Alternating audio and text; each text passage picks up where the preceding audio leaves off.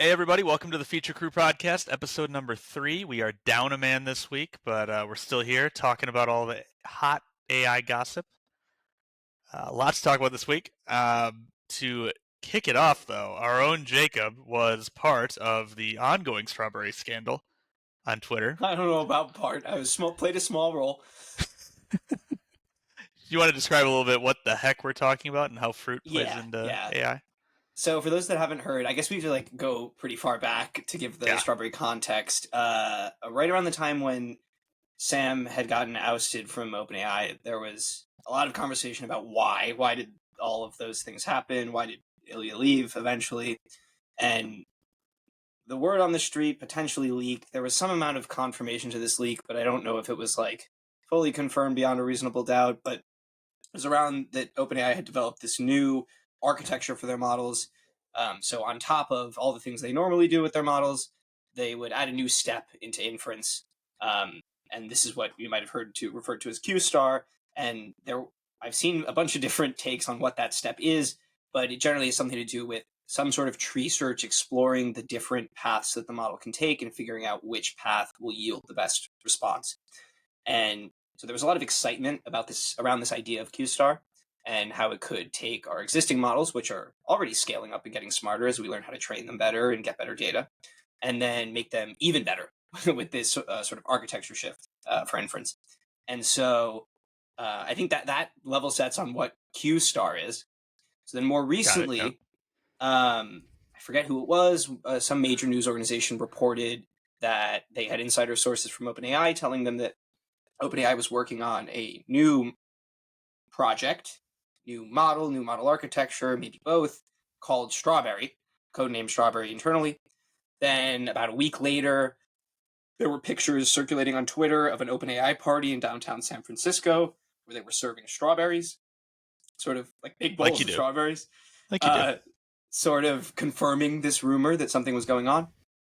And then right around this time, there was this strange anonymous Twitter account that was it was starting to get some attention, some traction, claiming that it was Strawberry, and it was an AI agent that was being sort of demoed out on Twitter to, I guess, raise hype or to test the product. I'm not sure what the given justification was.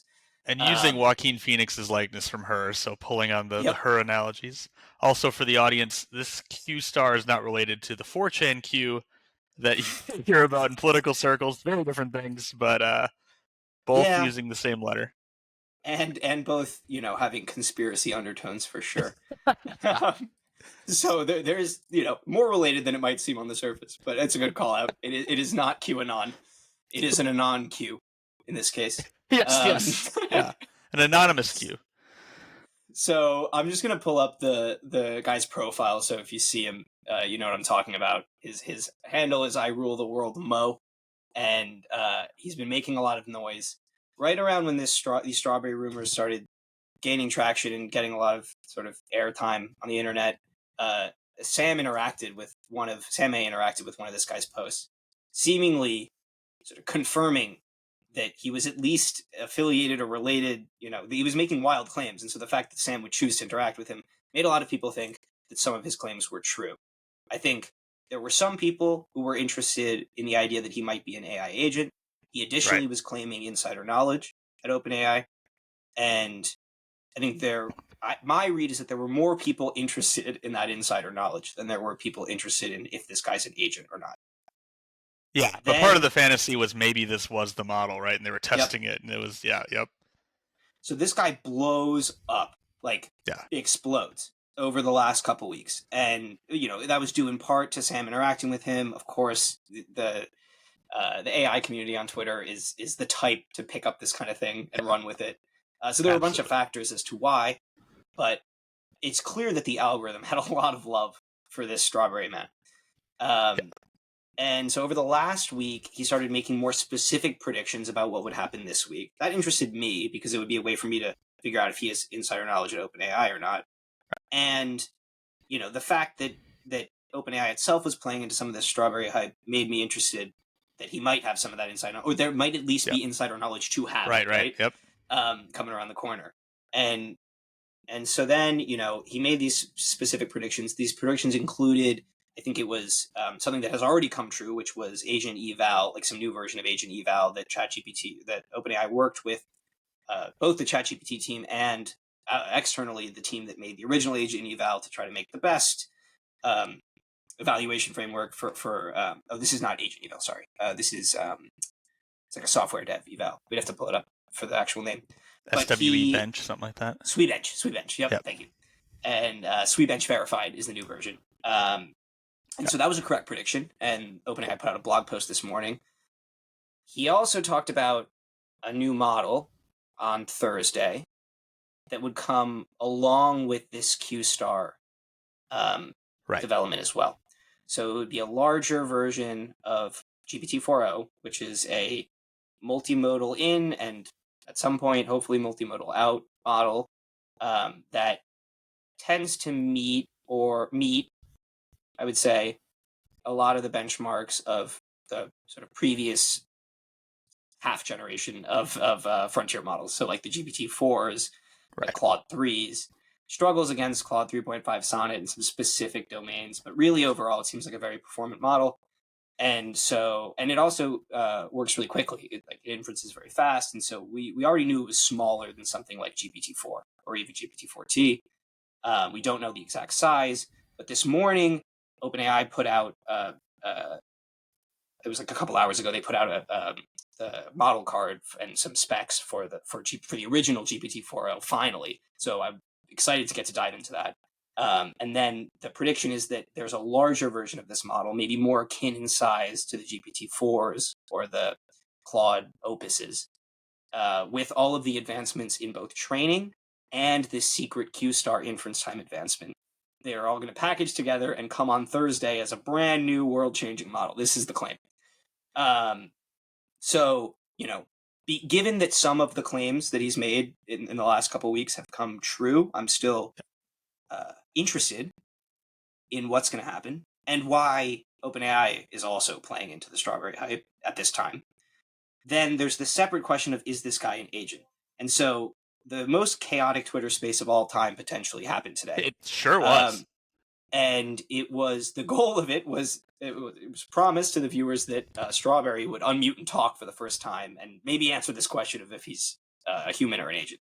I strongly believe that he's a human, but a lot of people are curious. Right. So and I wanted to hear him talk, so I tuned into this. It ended up being like an hour-long space, and the hosts, really to their credit, were trying to do the best they could to keep it on track, but Strawberry never unmuted. It seemed like just a way to build more hype and get a bunch of people together and make more noise. And then at the end, there seemed to be some sort of admission from Strawberry that he's a human, because he released a statement, and I think the statement is on his. He posts a lot. There it is. Yeah, and for folks who didn't torture themselves for an hour in this space, it was a lot of AI hype accounts all trying to argue that they had more insider knowledge than the other. Half of them were saying, "Oh, I don't know what I'm allowed to say." Everybody's trying to pretend they are Deep Throat. They know all the secrets, and it seems like none of them actually know the secrets. Yep. And so this, this was the statement that he put. He refused to unmute and speak, but he sent this statement in DMs and it was read.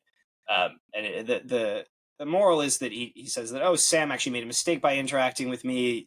Playing up this kind of hype is irresponsible or dangerous, and it gets communities losing sanity. Whatever. We should listen to the common rational adults. I guess this is implying Sam is not a common rational adult. I don't know what Strawberry Man thinks of himself. Does he think he's a common rational adult? I don't. But but I'm just curious where the right to make this statement and do all this and lie to so many people comes from. But this to me reads it as an admission that he is not an AI, and that he played it up to prove a point, which was that Sam was being reckless by interacting with an account that was making such outlandish claims. And people, like, the most charitable idea I could give it was, so in part of the space, was a CEO of an agentic framework came in and sort of said they couldn't confirm or deny if their thing was using it. I don't know that people have a lot of confidence he did actually use it. Like that this was somehow powered by an agentic framework. The most charitable answer is maybe there's this experiment of human AI hybrid on an account, seeing if it could generate hype. But I'm with you. I don't see a lot of evidence that this is anything other than a troll account that got a lot of Mm-hmm. hype. And the predictions make it interesting, right? It had just enough truthiness to it that it really went wild. Maybe it is somebody with some vague knowledge, or they just made a good prediction that OpenAI tends to put things out when other companies have events. So Yep. Google, of course, had an event today, and maybe they just rolled the dice on, well, odds are they're going to put something out in line with this event. And they were right. Yep. And I think, whether there's we'll find out probably on Thursday if there's any amount of inside knowledge here. Right. Thursday's There the were test. some impressive predictions today, and we'll see if that holds on through Thursday. I'm not putting a lot of faith into it, but I also wouldn't be shocked if something did happen on Thursday. I think that's sort of where I'm at. And then on the space, my take is here on the right side of the screen. But yeah, like I appreciated what the host did to try to get this information out and answer this question.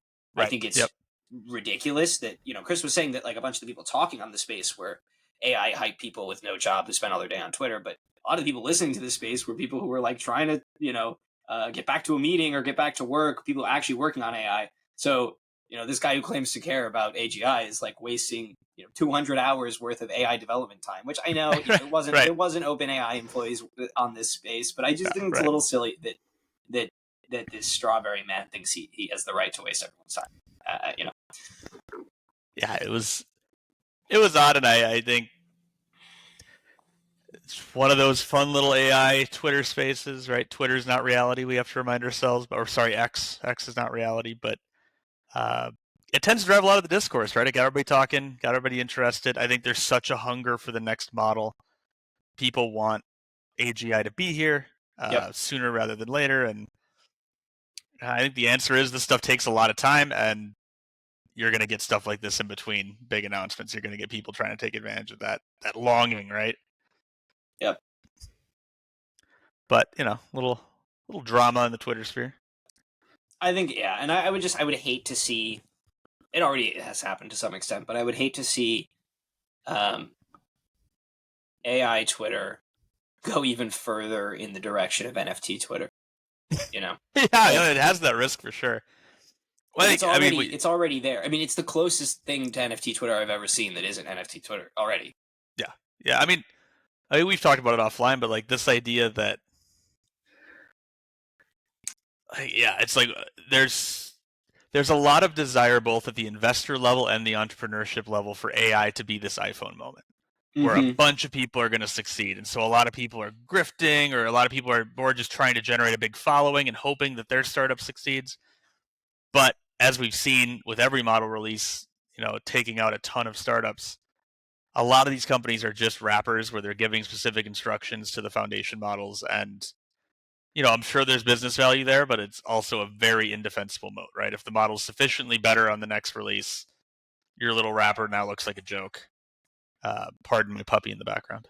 Yeah. And whatever, honestly, more than the wrapper, like the moat that you could have would be honestly the making sure the thing works, like, and having the data to validate it and the data to compare the process to make sure that it'll actually work in the real world, and can be reliable, right? Right. Like that would probably be the moat to build, and I don't see a lot of them building that moat, right? It's like, oh, we're actually never going to ship this thing. We're going to talk about it. We're going to call it the first AI whatever, and then we're going to get a bunch of investment, and then we're going to, either partner with somebody or exit, never actually ship anything. Because the reality is that most of these companies, at least like Devin for me is the canonical example of like, let's take something that's really big in the open source community, right? Like agents doing X, and that they're pretty good at in the open source community. And then let's spend a couple weekends and make a pretty UI around it, and make a nice pitch deck, and then claim we have the first AI something, right? No science, a mid benchmark, right? And probably most of what the work that was done actually to take whatever the open source thing was and make it into a product was to tweak it so that the prompts pushed it to perform well on the benchmark, right? Yeah, Potentially yeah, yeah, even yeah. Right, putting questions from the benchmark into the prompt. I don't think they do right, this, but it's possible, right? And right, so, like, this kind of, oh, we've made the first. If anybody tells you they've made the first AI enter a profession here, they're probably wrong. Because the right, question you should be right. asking is, why didn't ChatGPT do this? Why Yeah, didn't insert big company that has thousands of AI talent and a lot of eyes on how this technology works, where it's good, where there's money to be made? Why didn't they right. try it? Right? And do they have access to some exclusive data set, right? Like you would need to have some proprietary data set that hasn't been scraped already, doesn't exist to consistently perform better. So I think that makes a perfect hype tornado. You have investors and entrepreneurs trying to sell the dream when really they don't have any foundational hard tech moat, right? It's just we have some tuning, we have some direction we're putting on top of the foundation model, but we are not fundamentally making breakthroughs. Like you said, they're taking things from open source, which can work. I mean, you see that in the infrastructure space for servers and everything. People will take open source solutions and bundle them up, but how many winners can there be doing that? Mm-hmm. Mm-hmm. Yeah, it's like it's an interesting thought, and then like also, how many of these moats could you do as like a separate business, right? Like, could you be providing the validation or providing the fine tuning? I think these are all pretty dried up at this point, right? Like people were quick to jump on those opportunities. Um, where you say, "Oh, I know that these companies aren't doing a good job of making their moat, so I'll make the moat. I'll make that non-existent moat my moat by offering it to companies," right? Like that's a possibility. Um, but yeah, it is always interesting to see where like what the direction of this trend is, and then like where you know we only have a certain experience with startups and with tech companies and how they grow and how they Right, form and how they compete, and we're kind of in uncharted waters now. Like we can yeah, apply some of that, right, right, some of that crosses over, yep, but AI is going to change a lot of it, and so I can't predict what's going to happen. And no, and honestly, like the people who do predict it, right, they'll be the winners. They'll be the big winners. So right, right, right. No, it's a fascinating space, and like I think it looks a lot more like the sort of AWS, Azure, Google Cloud kind of fight than it does the iPhone. Where the iPhone hmm had this new platform, all these possibilities, but it feels like the end state of this is her. Everybody seems to agree. Jarvis, her, insert your AI assistant, frame of Star reference here. Trek computer. Yep, perfect. And Hal, whatever it may be, that that points to sort of one winner, right? That doesn't point to a lot of winners. It doesn't seem like you're having a stable of associates. You want your one companion, or maybe a few, maybe, but like you have this. Whoever gets that right, that will be the way you want to interface with computing. If you had Jarvis, why would you go through anybody else? You want Jarvis to pull the information and bring it to you. You want to work with Jarvis. You want him to put up a tool for you to use for anything it can't do. Um, I think I think the entrepreneur scene is hoping that you're actually going to get a plurality and there's a bunch of different tools. And I don't know if that's a safe bet right now. That feels wishful thinking more than business reality right now. Well, I think I agree. I think, if I was a smart person who was trying to make a bet on AI not being the future. Like I think I hear this argument of like, is Yeah. AI the future? Is AI not the future? And sometimes it feels like people are saying that if AI is not the future, it's going to go away and everything's going to Right. go back to the way it was before this. And it's not going to happen. And maybe Right. they mean it's like all progress is going to stop. So AI will be where it is in my life today. But if we stop growing exponentially, then it's just going to stop and it'll remain in those places in my life. This is also Right. false, right? Like Right. there's a lot of value to AI that either one hasn't been discovered by people. Right. Like I constantly am doing things in ChatGPT and people see it and they're blown away. I didn't know ChatGPT could do that, right? Like, Right. and then on top of it, there's so much. We've talked about this in past episodes. There's so much for developers and designers and people who Yeah. build these systems to unlock. So if models stopped making any progress and we were stuck with GPT 4.0 for the rest of eternity, there is so much more we could do with it that we just haven't figured out yet. and or haven't had the time, or hasn't made it high enough up on the priority list, right? And so, as if we're having a conversation about like, yeah, well, what's the future of AI? I think if you're smart and you think, okay, we're not going to see exponential growth, we're actually further along on the S curve than people think. If you're smart, you're going to acknowledge that, okay, but there's still AI stuff to happen and there's still AI Right, opportunity. right, right. And then Yeah, maybe in that world, it looks a little bit more like what you said, Chris, where it's like, oh, we have a video editor AI. We have three of them, and yeah, you can yeah. pick which one you want. And right, it looks more like the internet revolution or the app revolution, right, with the phones, and Right. well, so that if you believe that AI is not going to make as much progress as the smart people working on AI believe, then maybe a hedge is to found one of these sort of smaller companies that would be more successful in the non AI explosion world, but still could also, if you're successful in the next year or something, could also be quite valuable as a company to own. Like, I think sometimes when I'm evaluating how well a startup will do, I'm like, will you beat us at Microsoft, or will you beat Google, or will you beat one of these big players? And because that's the world that we're used to thinking in. But really, is it like, if we're talking about, oh, personal success for these founders, is it like, oh, can you build enough trust with your users that somehow in the AGI world they haven't, you build some integration or some product that might not even resemble or even be in the Yeah, same yeah, world as yeah. your original product, but you've got that brand and that's really valuable, or if you've got that But trust, it's really valuable. yeah, I mean, I buy that for things that are more outside of the orbit of the traditional tech industry, right? Like the problem is you see so many of these AI startups going after things that obviously big companies will go after. We're Mm-hmm, gonna make mm-hmm. it like Devin, right? AI developer. If you don't think every big company is gonna look at that situation and be like, we would like to participate in that, that's crazy. Of course they are, right? Like we were And early with GitHub GitHub Copilot, Copilot, right? but like you're going to see others do this. It would be insane to think Google's not doing this. It would be insane to think folks don't have a vested interest in making tech jobs more efficient. Mm-hmm. But where is the company that's trying to do like medication compliance or like mental health for the elderly? Like those are spaces where, okay, the big companies probably aren't going to invest a lot of money in that space because they won't be able to scale those to a level that justifies the internal cost. But those aren't sexy, right? What's sexy is AI dev, AI designer, all these spaces that are obvious targets for large organizations.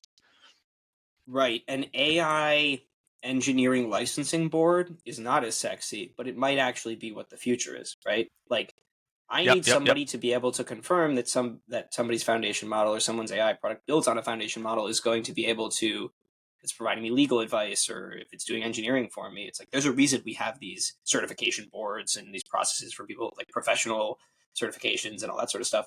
And so, yeah, I do think there's something I mean, interesting there. it's worth making the case. Like folks like Sam Altman disagree with this take, right? They seem to be envisioning a future where there are a lot of tech. He had that quote of like, "It's the best time to be making startups ever." And so maybe that is real. Maybe if you have your GPT-6 or something and it's beyond PhD level at skills, there's still a lot of work to adapt that to various domains. And on the interface side, maybe people do want specific interfaces for these scenarios that haven't been thought of and won't be invested in by folks like OpenAI or Anthropic or whoever. Could be. Could be. But I don't think making yet another wrapper startup for tech employees is going to get you there. Right.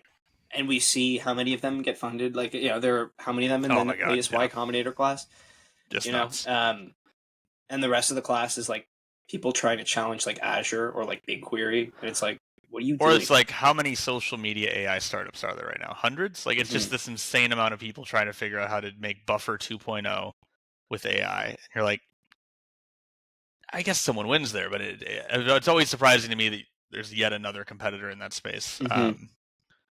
Whereas I think some of the novel ones that are these, like to your point, these weirder niche opportunities that help industries that are traditionally very afraid of adopting tech. Because then you'd have a moat. The moat is maybe the founders are from that industry, maybe they understand the regulatory environment really well.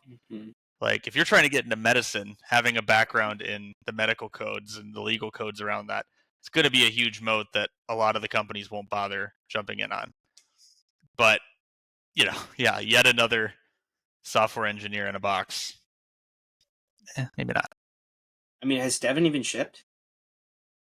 Like I don't see people posting Devin stuff all the time. No, I think the winners there are GitHub Copilot and Cursor. People love Cursor, Well, but the that's winner's not an also automated. Devin. They got their bag, right? The winner, like they did win. Like they got, Right. Oh yeah, yeah. Microsoft invested in them, and We had them at Build, right? they Yeah. were at Build. We were not at Build, but they Right. were at No, Build. we were not Build. Yeah. Um, so yeah, I mean, there's something to be said. I even saw it today. I honestly forget the industry, but I saw another. We're the first AI something. And I was Right. like, and it was the same pitch. It was we got the best score ever on this benchmark, Yes. Yeah. and it was like, okay, like, are you gonna release any of the code? Are you gonna tell us what that Right. means? Can we verify those Like, questions weren't in your training set, right? Like right, you're just spitting right, out answers to questions you already know the answer right, or to. even what did you do, right? Like, what was your process? Because like it Right. gets to the point where okay, even if you didn't put the data in the training set, right? Like, what if you spent just months running this on the benchmark test set Right. and making tweaks? Like, you don't even necessarily need to know why the tweak made your score on the benchmark better. You just need to know that it made the score better. Right. So like Right. Right. Right.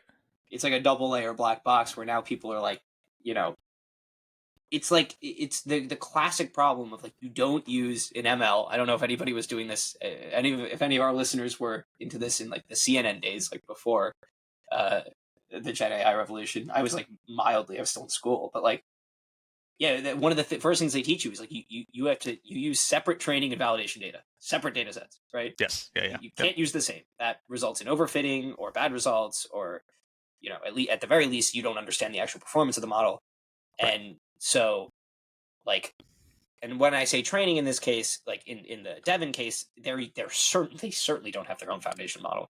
So maybe I mean fine tuning, or maybe I mean actually going in and tweaking manually and not training. But regardless, I think the point is still the same. That yeah, if you're if you keep making these sorts of you know fake AI employees, it's like going to be the boy who cried Devon. And at some point, like Right. Right. someone's actually going to make an AI software engineer, Right. and it's like Right. probably going Right. to be Right. GitHub, but Yeah. someone's going to do it, and then they're going to be like, oh my god, we actually did it, and everyone's going to be like, oh, it's just Devon came out and nothing happened. It's like, no, but that's because they lied to you, right? Like now this is a real company telling you the truth. So, anyways, I don't want to Well, take and up too much so time on speaking Devon, of big but companies, I think you watched the Google event. I was tied up in meetings today, but tell us a little bit about what did Google bring to the table in this event today? What was the title? well, Chris, this is public. I was also very busy in meetings, working the whole day. Um, but I was able to find some time. I'm going to work later since You worked I'm early and watching the late, Google yeah, event. yeah. Yeah, exactly. I'm on the East Coast, so yeah. So the Google event was interesting. It was to me it felt like a combination of the of the most recent Apple event and two Microsoft events ago. Like it was a little less scattershot than the last Google event. There seemed to be more of a message. The message felt like we are competing with Apple for on-device intelligence. And so they announced a whole new suite of products in the exact same order that Apple would walk through them at their event. There was a section for the phones, there was a section for home, there was a section for some of their software improvements that relate to the devices. In this case, it's because the AI is running on device. There were also watches. Trying to think. I actually did watch. I did have this on during meetings, so I had it muted for most of it. But That's commitment. That's commitment.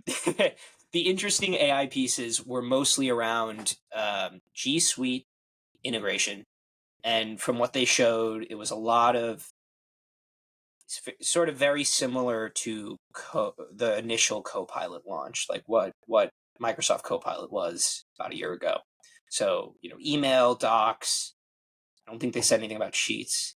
Are we still Um, talking chat box as the primary input? Like a lot total of chat okay, box, okay. and same like skill based. Sometimes it puts a skill result in the chat pane. I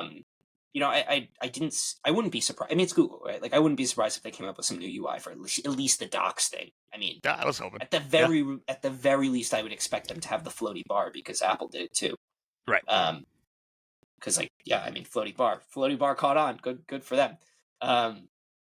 But yeah, the UI, I didn't see very much in the way of UI that I thought was like particularly net new.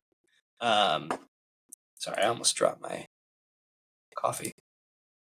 Um, but yeah, I think like overall, the most of the software was in the G Suite integration, and then there was also a new voice mode, which seemed somewhere in between the original ChatGPT voice mode and advanced voice mode, which is now rolling out. Talked about that last week. So the key pieces of advanced voice mode is that it responds sort of supposedly almost immediately, and it's supposed to match your tone and show emotion and be able to show emotion in response to questions you have, laugh, chuckle, breathe, all that sort of thing. It doesn't seem like the Google voice mode has this. It seems like they would have showed it if they did. They did not show anything like that. The only feature from the advanced voice mode that they mentioned today at the event, at the Made by Google event, was like sharing live video as you're chatting with the assistant. So that Okay. was something Okay. that Google had already demoed at their I think at Right. Right. I/O, but they made a big deal today about, oh, we're only demoing things that are live and ready to ship, and then that video sharing was sort of towards the end of the event where it seemed like they were getting more into stuff that wasn't quite ready to ship. So it wasn't clear to me like when that's coming. And I saw some responses to that. They were like, they caught up to advanced voice mode. It was like, no. They're releasing their original voice mode now. And then maybe there'll be the ability to send video, which is pictures every couple of seconds. Right. Right. It's like a very, very low frame rate video, which is exactly what ChatGPT is shipping right now. So, there was a lot of like getting up to spec with where their competitors were a year ago. That was most, and then trying to catch up with Apple. I would say they caught up with Apple, and maybe even took Well, some not steps nothing. out ahead. Yeah. I mean, it's not nothing, but it's almost nothing, because my take on the Apple event was, "What are you guys doing? This was all done a year ago at Microsoft of all places." I mean, Sure. you know, Yeah, we're so not known for being fast. For the no, we're not, and it's not usually we're not known at making great personal technology that I mean, and we're right. building this reputation now, I guess. So, Yeah. um, I mean that anyways, has been probably the biggest sea change at Microsoft was I mean, for folks who aren't in the tech hiring world forever, Microsoft for a while was a rest and best place, right? You go there to work on hard problems, but they're going to be slow and it's going to be iterative development, right? We already have our moats and our products and we're going to move steady. AI changed that game entirely, right? Suddenly it was mm-hmm, move quick, suddenly it was move mm-hmm, safely, but there was a sense of urgency that's never happened before. So we're slowly losing that rep, but I think we still have plenty of it. yeah, I think it for a long time it was not only not important that we move quickly, but it was actually more important that we move slowly, because nobody likes when their work tools change on them. Like, I Right, mean, and even me, even so I understand, like, there was a vested interest for us moving slowly, and that interest has diminished, and there are new factors that make it way more advantageous for us to move more quickly. And so that yeah, and still, that's I definitely mean, a shift that's you'll look happening. at OpenAI and see them be way ahead of what we're shipping, and largely that's because we're moving quick, but we're still remember our big value props. One of our big value props is you can trust the products, right? GDPR compliance, whatever industry requirements we need, we tend to meet those, and that. So there's been this tension, right? I think it's been fascinating to watch the tension develop, and I would bet there's the same things happening at Google, right? Some of this push and pull, and like, Oh yeah, God, the red teaming's got to be so intense because you have this. You're not a new company. You have this multi-trillion-dollar brand. You can't screw it up. You saw this with Google Answers, where Google Answers, if they get something wrong, that's like a travesty, right? You had this, like, you're supposed to be perfect. Whereas if you're a brand new startup and you get some things wrong, people are like, oh, they're working on it. And yep. so a lot of that tension's happening with big companies trying to move quick. I mean, there was even more of that today. I'll see if I can pull up one of the images, but like, yeah, I mean, it was pretty bad. It was the first live demo at the show, so they had made this big deal about, like, right at the top of the show of, hey, we've been showing some stuff that, and Google seems to love to do this, like, come down to the personal level, like, hey, most companies don't say this, but we're going to say, we know that people have been upset that not everything we show is coming quickly, and people are looking for what's really, where does AI fit into my life? We keep seeing it in these videos and demonstrations, but hasn't shown up on my phone yet. And so I think they acknowledge that that's a real thing that's happening maybe in the community, more so outside of the community in sort of the mainstream. And then so they said, so today we're going to show stuff that's like almost ready to ship, live demos on device. It's going to be great. And their first demo was a pretty unmitigated disaster. Let me pull up the image. But it was live. Hey, I mean, kudos for a live demo. I'll give them that. Yep. So, right, but then they made a big deal about the live demo, and it was, Yeah, you're gonna hype it. It's a problem. So, share. So yeah, this was the screenshot I took during the event today. Nice. And it's it's this poor guy demoing, like doing his best in his demo day bomber and everything. Gotta have the demo day bomber. It unfortunately it didn't work out. I don't even remember what the prompt was, but it was their first demo. It wasn't something mind blowing, and it failed. He did a pretty good job of trying to be like, let's just give that another try. AI doesn't always work, and right. And it failed again. And then they switched devices, which I don't know. Okay. What do you think, Chris? Like, do you think that was they switched to just another device and tried for a third time, not knowing if it was going to fail for a third time? Or did they switch to a device with a pre-recorded video? I could buy it's another device. If I was running the event, I would certainly have something canned in the backdrop in case it collapses. I mean, that's what would happen in the video game world. So if you ever, like, in a past life, I was in that industry, and if you're demoing at E3 or I don't know, whatever the conference would be nowadays, because E3 is kind of gone, you would try to do it live, and then if something started going wrong, you'd have a video playing that's like right in line with where you are in the demo, and you would just cut to the video if things just completely blew up, as can happen. So I could buy there was a canned device there, but I buy the tech's real. I buy that it's happening. I don't think I'm sure they've developed something like this. Yeah. I guess my point is the same as Chris's, which is that if every live demo I've done, I've had some sort of fallback video. Yeah. And after 2 failures for the first demo live on stage with, I can't even imagine how many people watching, the a lot of incentive was like on the line in that moment. Like, right. If I was the CEO, I'd be, first of all, he wasn't there. I'd be sweating bullets. Like, but I don't remember him ever being on stage. Wow. They had their wish Tim Cook looking guy. Okay. All right. I mean, I don't even know who he is really. I'm not usually watching all the Google events, but he came out and he is. Let's see if I can pull up a picture of him. But I mean, he did a good job, I think, with the presentation. But I'm actually wondering if he's like their head of AI or something. Could be. Because, or maybe he's head of devices, since it was a mostly device-driven event. So that's fascinating. So like the device-driven nature of that begs the question, like, how important are devices? Right? Like, is it? I think both Google and Apple are taking, I guess to some extent Microsoft too with their Copilot PCs, but there's this idea that you need AI-specific hardware. How real is that, do you think? Do you think you can just have a Raspberry Pi talking to the cloud, or do you need a lot of on-device compute to win some of these AI fights? I think so. We were talking about this earlier offline, but I think that there will always be more powerful compute, a faster experience in the cloud, right? Like, we were talking about separating this idea of latency and then the actual processing speed. And so, on device, you can get better latency.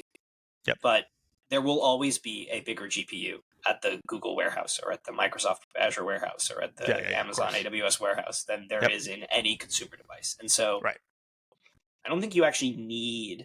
So the only reason you would need a device to win this is because if you can make a better, quote, experience, at least from one angle on the cloud, then the reason you would really need a device that can run this stuff is if people care about either the equity they have in their compute and this tool, this powerful tool, that they actually own it, right? It's the owning versus renting argument pretty much, although people don't see it that way, evidenced by their reaction to Sam's universal basic compute quote. And then, so do people actually care about, do people want that, or would they just want the best experience or the cheapest experience or whatever? Do they care about privacy? Do they care about your data flying around to people's servers? Do you trust the companies? There's a bunch of questions, but I think based on the past, it seems like people don't care. People don't care about if you actually have the powerful device. You want the pretty device. People don't care if you have your photos stored in iCloud. You just care that you don't hit that out of storage thing, right? And so my Yeah. guess is that while I will always want the most powerful AI in your pocket device, my dream is like AirPods that have a M23 in them, and I don't have Yeah. any Yeah. other device, and I'm just listening on my AirPods, pulling out the case to check the little screen whenever there's something that really requires a screen. Like, that's me. I don't think that's the average person, and I think the average person wants the lowest switching cost, like, lowest cost overall, easiest device that still gets them blue text messages, so long as we're talking to each other. I mean, I think voice mode. So yeah, my counter to this is I think things like voice mode, if you can separate that from some of the higher compute tasks, and I know right now a lot of AI tasks take the same compute, but presumably that gets fixed in the future. What you would want is the voice on your phone to always respond quickly and humanly. You want it to be as close to talking to Mm-hmm. a human being as possible. Now, what it's doing in the background to generate an image. So, like, one scenario would be, make me a painting of my dog and have it be in the style of a Renaissance painter. If my voice is talking, saying, "Oh yeah, cool, let's do that." Hey, well, that's generating like blah blah blah, and then it comes back. If there's a separation between some of this compute and the continuous conversation, because the goal would be that people don't think about the fact that this is some big AI tool. They're just talking to their assistant. Things are happening. Certain things the AI assistant's doing for you takes loading, but your interaction with it doesn't. Mm-hmm. I think that's the dream. Because I think then you feel it's very human. At any time, you can pull this up. You could be on a hike in the mountains and talk to your assistant. It might not be able to do certain things, but it could reassure you. So if I'm on a hike and I ask it to do an analysis of something like this plant, is this plant edible? And it's like, oh, that's a fascinating question, Chris. Let me look into that. It looks like I don't have a connection right now, but I can give you a result of that when we do get connection. What else is going on with your day? Feels much better than uh, uh, uh, like just that sort of stutter of a bad Right. signal. So I think you want some kind of local compute as a buffer when stuff's coming up and down the pipe. I think that makes sense, and I think because there's no like sort of strictly easy to say this is the better solution here, right? It's like you're kind of getting pulled in both directions. Like Right. Yep. latency, you save on device. Lack of connection, like total blackout, you save on device, and then like processing speed's probably better in the cloud. Switching, upgrading to the new, to like Yep. improving over time, better in the cloud. And so it seems like this might end up being like a router problem. Like every company, including Google today, was talking about, like, they pretty much showed the same graphic as Apple, where it was like, here's the phone, here's a model, here's a lock, here's the cloud, Right. Right. Right. here's a Your lock, data's on you device. You're know? consenting to having it sent. Yeah. Yep. Right. And so it's like some sort of routing problem where sometimes we send, based on the query, based on the situation, the circumstances, whether that's the Right. connection or the query itself or the what you're asking for, how long it's going Yep. to take to Yep. process. Like, I think that's probably the best solution, for at least in service of user experience. Just because there are some scenarios where latency will be more important, there's some scenarios where this response speed will be more important, and so yeah, you got to route situationally. And I think for a lot of the companies, there's an incentive to sell more hardware too. So even if you could make this thing a very low compute device that just pings the server, I think there's a ton of incentive to want to buy the iPhone 20 or whatever, right? And Mm-hmm, so you mm-hmm. want to sell the idea that your experience, because eventually your relationship, if this happens, if we get the AI assistants of our dreams, things that improve your relationship with this thing will be incredibly valuable. And so if they can pitch the new device as somehow enhancing that, they're going to do that, even if at a Mm-hmm. compute level they didn't need to. So there's a lot of incentive to do that, I think. And so you're going to see people push regardless of the tech constraints, I think.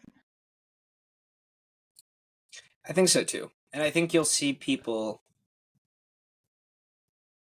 I think you'll see some weird behavior, honestly, Yeah. from these Yeah. companies. Yeah. Because I think, as you like, we're taking this from a user perspective right now. What's going to give the best Sure. user Yep. experience? but I think you're going to see a lot of funky shit with this AI revolution. Like a lot of squirrely stuff Sure. that doesn't quite. Why are they doing that? Or why? Like You're it's already there are seeing all these. funky. I mean, like, Oh, you already are yeah, for sure. And but the there's so many pins. weird. Oh, I'm talking about the real companies. But Oh, yes, okay, there's the okay. pins. But like, but I mean, yes, there are certainly funky things that maybe shouldn't exist. But I even I think got it. like, yeah, could we assume what Apple's going to do because it's going to give the best UX? Like, I don't know. If we haven't figured into the fact that iPhone sales are falling off a cliff, then Right, then we right, keep right. right. Like, that is going to come first. Like that is going to come before But they're the can we master make at the pitching best that as a UX. better UX, right? They're like, oh no, this is actually better for you, and I um, mean, that's how they do it because they've put so much uh, sort of stock in we're the UX company. So if they ship deliberately bad UX, they have to justify it. Yes. right, right. Um, No, and I mean, I think it's worth having the AI hardware discussion where you're seeing all of these, in my opinion, idiotic pins come out where you're like, have we not learned? I mean, all the way back to Google Glass. For folks who are younger in the audience, Google it. There were people getting punched in bars because they wore these Google Glasses because they're always on cameras. And spoiler alert, outside of a really niche audience in San Francisco, people don't actually want always on cameras pointed in their face in private spaces. I know this is shocking to San Francisco, but that is the truth. And no amount of AI goodness on top of that's going to justify this happening in a public space. Are you fine with always on cameras at work? Maybe. Are you fine with them in specific contexts? Sure. Do you want to show your AI things? Yes. That is different than essentially being a cop and having your footage always recording. And these companies keep putting out these pins, and I just don't buy it. I don't buy that anybody wants a separate pin that they're going to have to make fit with their outfit all the time, that's going to hang on their clothes, that's going to be immediately noticeable. I mean, we're used to looking at name tags, so you put anything on the chest, people are going to stare right at it. It's absolutely an insane idea that we've seen get millions of dollars in funding and would obviously fail. well, the sticking point is the camera, right? It's like you do things like the pin and the glasses, not because well, there's part of it that's like I want to win and I want to make the new device. But Right. if you actually believe in this device, you're doing it Yeah. probably because like the only reason I can think of to put it on those devices and not on the watch or earbuds, which are accepted forms of technology Yeah. wearables Yeah. that we Yeah. Yep. already wear and that have Yep. huge adoption. The only reason to create a new form factor is one to just sell a new product, and so let's assume they're not doing that, and they're good people and they actually believe in this. So I think the other reason is I need to put a camera on it, and the AirPods Plus camera looks really silly, right? Yeah. Yeah. Yeah. And it probably doesn't work. And I'm not so, sure the friend.com guy is a good guy, to be clear, but we'll no, see. he is not a good guy. No. I'm not even including. I'm not even Yeah. Yeah. We're, including we're Avi talking about real Shipman and products, right? Yeah. Friend.com. Okay. Great. Medium real products like the Yeah. pin Right. or like the rabbit. But I'm just like I Right. think when this stuff came out, me, you, Dylan, offline, we're all talking about how silly it was, Yeah. and even the uninitiated, like even the people who we think are maybe behind on some of the AI chicks because they're not living it all day, Right. they took a look at this and said, "I don't want this," because they're the consumer that would be buying it, and Right. that's telling. And then on top of that, I think the big realization that kind of took it home for me is in the year from the at least in the 6 months in the time frame of the Google Glass release, I saw far more Google Glasses in public out just in New York in my small town than I've seen Apple Vision Pro, Rabbit R1, AI Pin, Humane combined in the last year. I've only seen one Apple Vision Pro in public, and I haven't seen either of the AI devices. And I mean, to so be fair, wearing an Apple Vision Pro in public is truly deranged behavior, right? $3,500 on your face, moving people around. do it on the plane. The plane I get. That makes sense to me. You get a home theater on your face. Oh I get yeah, that. I that's the don't only get place I've walking on even the seen it in sidewalk. public in video. I haven't even seen videos of people Yeah, yeah. with it Well, I on think the the pin sidewalk. thing's worth because so everybody betting on the pin has this point of view that you want your AI always looking at stuff, and this is what I don't buy. I Mm-hmm. believe you do need the capacity to show your AI something. Absolutely. 1,000%. I think you need to show it in the physical world, and you'll probably want to show it in the digital world. You saw OpenAI's demo with the Mac app where they can suddenly look at your screen. That'll be a godsend for a million different reasons. Not just the fact that you have an elderly parent or somebody struggling with tech and they can just show the AI what they're looking at. That's all gravy. I think that's great. I don't buy that it always needs to look at. I think people are more than willing to take a deliberate action to show it. Yeah, there's her, right? I think her is wrong here. I think they were wrong to think that you always wanted to show that No, but you didn't. perspective. This was one scene in the movie where it was important Oh, right. Okay. that Right. they were Put running them, around yeah. on the beach or whatever. They were on a date. Yes. So it was very yes. important that the AI was able to see the world. So he did this pin thing with the pocket. Right. So I think this is actually, you this were is at the correct. point Yes. here is that actually there's a small set of circumstances in which you want the AI Sure. to see the world, Yes. or you need the AI to see the world. And you can find I'm- ways like holding out your phone or putting it in your This pocket. device we've been trained for what, decades to be able to hold up and like take selfies with. Yeah. Like People OpenAI are had those demos, yes, right? yes. Do I look good for my interview? Yeah, perfect. Yep. And people, it seems like anybody building AI hardware that isn't AirPods or a phone Right. seems to be a little confused about like how people use these devices, or have they never used Right. FaceTime and shown somebody, because it feels extraordinarily natural to flip the camera around on FaceTime. It's Yep. an action that we all know, we've all done. Hey, take a look at this, right? Like, Right. and how often do we do that? Like, And not to because mention there's all these downstream consequences of having to analyze an ongoing stream of video constantly. I mean, Mhm. nuts compared to I explicitly do a show action, right? I flip the camera around to your point. I start a recording. I do a screen share with it, whatever it is. That lets you save on compute, which everybody's trying to save on compute. And then the second is it lets you have this feeling of I still have control as the person in this relationship, right? Like I can decide when I want to show the super intelligence something and I don't. Otherwise you're just like, actually, I just want you to see everything in my life and catalog it. And that's truly unhinged behavior in my estimation. Yep. It's very Black Mirror, right? And it's like Oh, 100%. And I don't know. Is there a world in which everybody walks around with their cameras on their face? And honestly, I think it's quite possible. This is another thing where it's like I don't want it. I don't want a camera on all the time.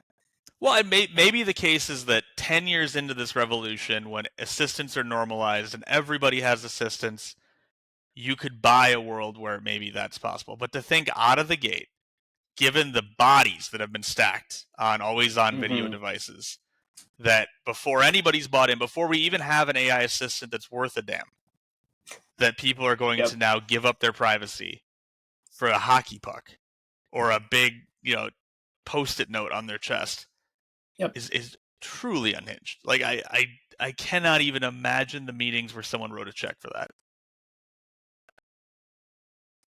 I think it was a bet on branding and some sort of public, because it seems like it's been somewhat of a success. Like, well, even Humane though did the whole Apple connection thing, but like even Apple can't get people to always wear their devices, right? To your point, Apple Vision Pro, right? Those sales aren't where they want them to. It's not like Apple Watch hit the same number of sales as iPhones. We're at like 115 million units or something like that versus 1 point some billion for iPhones. It's hard to get people to wear new hardware, and Apple is the king of it, and they can't make it happen all the time. But no, here's an always-on pin. It's definitely going to work, guys. Yep. And here, what can it do for me? Oh, nothing really yet. Right? Like, okay, here's a replacement for your phone that's less featured than your phone. In fact, it's less featured than a watch, and actually, it's less featured than AirPods. If you have and AirPods, by the way, and your the phone's AI in range, can't pull up anything interesting for you. Like it could on a phone. It could pull up things on a phone, right? Siri will be able to say, hey, here's the web page. From what I can tell, the experience on the Humane Pin Assistant is not better than Siri. Like, default Not Siri, at all. Not at all. which is insane. Siri can actually affect apps. It can do things to my apps. You're paying a monthly subscription for this super advanced LLM assistant on the Humane after you've already paid $600 or $700 for the device, whatever it is. That's just pinging OpenAI, by the way, not some new foundation model. OpenAI. They don't have a new model, and No. it doesn't seem like it's doing any sort of super advanced, like, I mean, wrapper's not the right word in this case, but some sort of like, infrastructure built on top of the OpenAI model. Like, they have some clearly, but it seems extraordinarily limited. Hey, the user sent this query. What should I do? Right? It seems like Like they've basically built Alexa again, but on a Yes, pin, absolutely. which is insane because And this what is did supposed to be Alexa the end up AI getting used revolution. for? What did AI, like Alexa's number one use case is a kitchen timer. Right. Not some advanced command, it's a kitchen timer and playing Yep. music for your kids. That's it. Yep. That was the whole outcome of that. No, Well, Alexa's a whole other crazy thing. Like the fact that oh yeah. Alexa exists is insanity. Like the smart speakers should not exist, right? Like the fact that every speaker in your house needs to have I don't want to get us too started on IoT, but like Well, we should you do an know, IoT episode because I was at an IoT startup, so there is yeah. all kinds of inside baseball on IoT. And it's interesting, right? Because it was one of those things that happened when like tech was slowing and we didn't know what to do, right? Like Yep. People are looking for the next thing. right? It was like social media was pretty much wrapped. Yep. What are we gonna do? And it was like, oh god, I don't know, IoT, crypto, I'm not sure. Like, I don't know. They were floundering, and it worked sort of. Like both of those things kind of died, but both of those things made those companies a lot of money and have their long lasting remnants still. The IoT still has a section of Target, right? And like so long Right. as there's an IoT section of Target, they're Well, and doing the okay. only winner there was what Apple and Google, because what these companies quickly figured out is if I'm LG and you're Samsung, I have zero interest in making your devices work with mine. None. There is no advantage to this.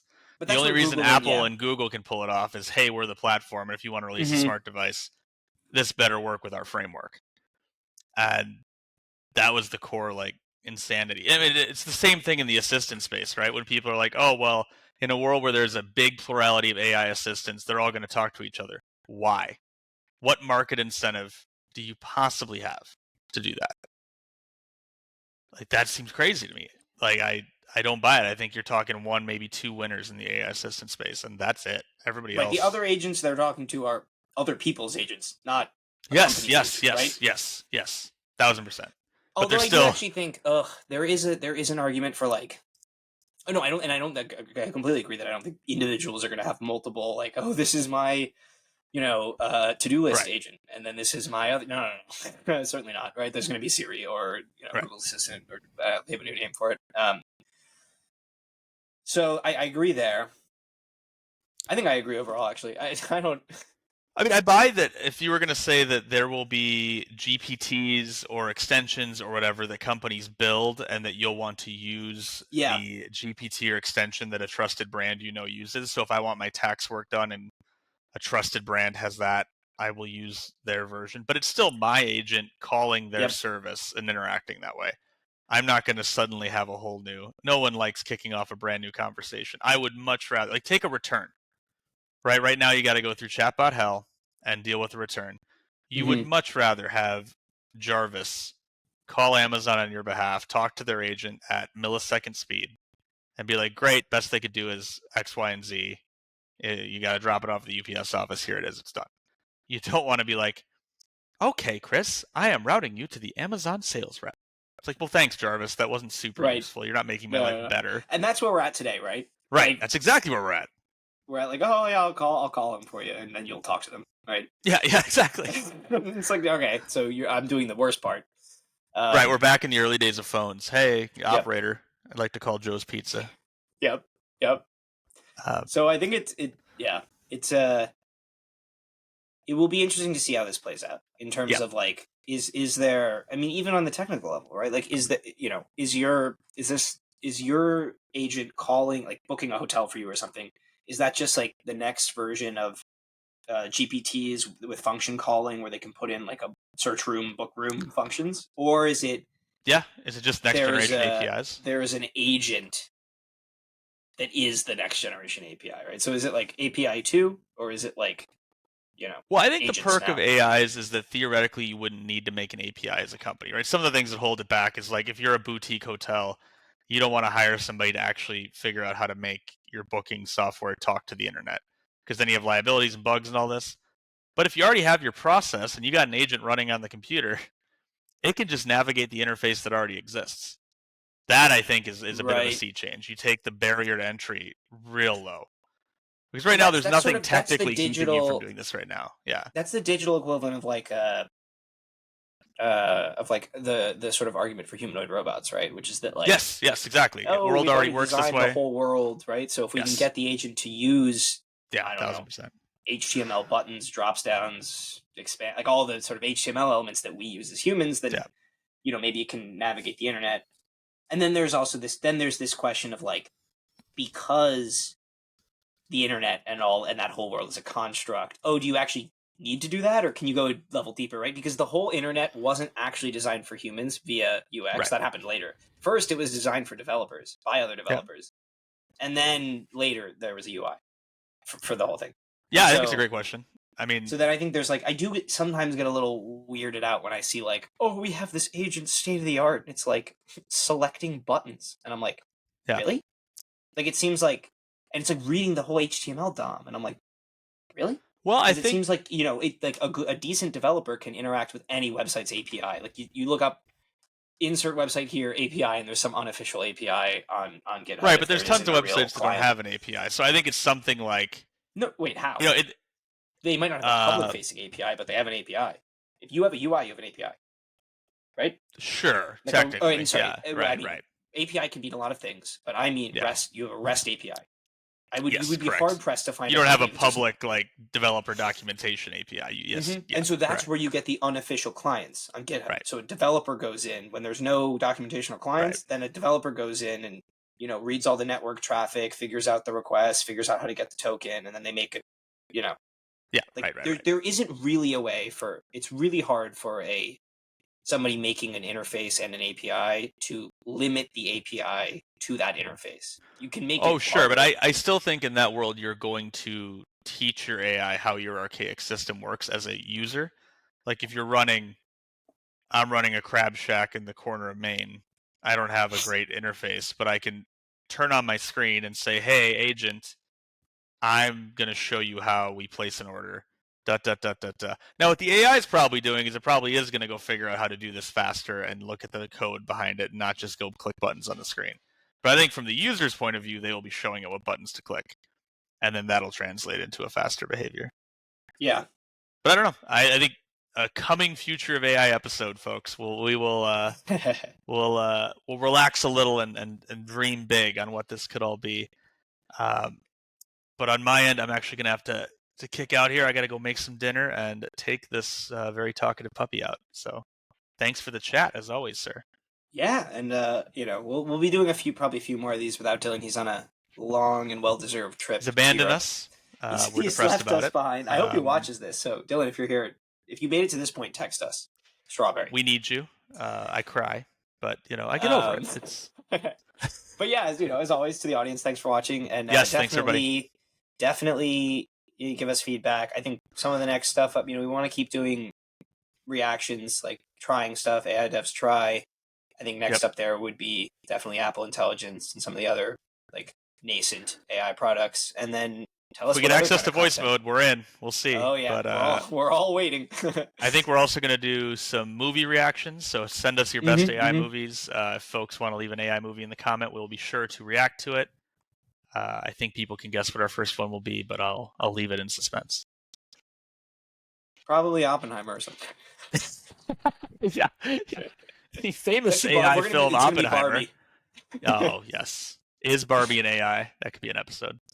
All right. Thanks. Leave a comment, everybody. Thanks, y'all. Take care.